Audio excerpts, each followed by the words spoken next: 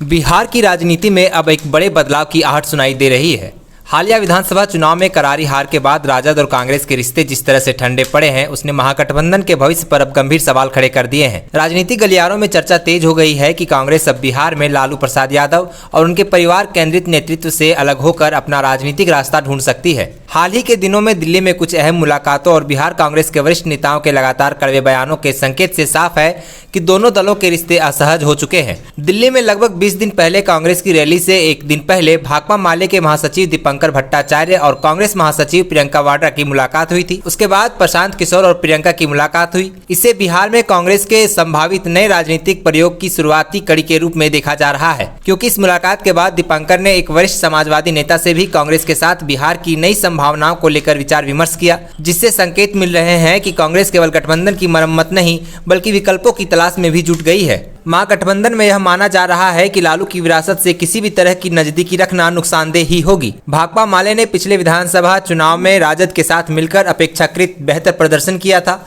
लेकिन इस बार उसे भी झटका लगा है।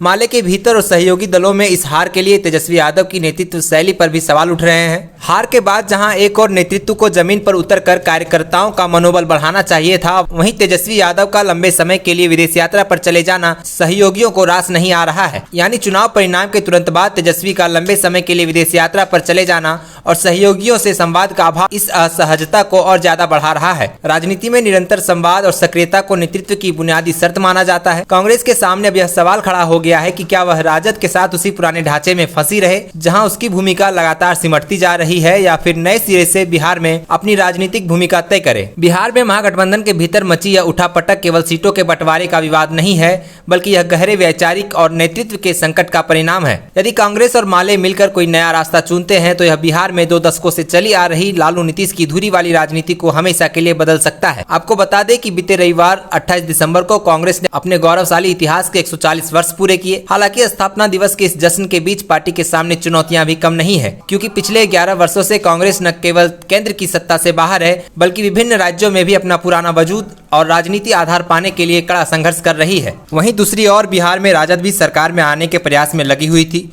लेकिन इस बार के चुनाव परिणाम ने जनता की पसंद और राजनीतिक समीकरण को बदल कर रख दिए। अब देखना यह होगा कि क्या कांग्रेस राजद के साथ बनी रहती है या नए समीकरण के साथ एक नया गठबंधन तैयार करती है। Share and subscribe. www.thefollowup.in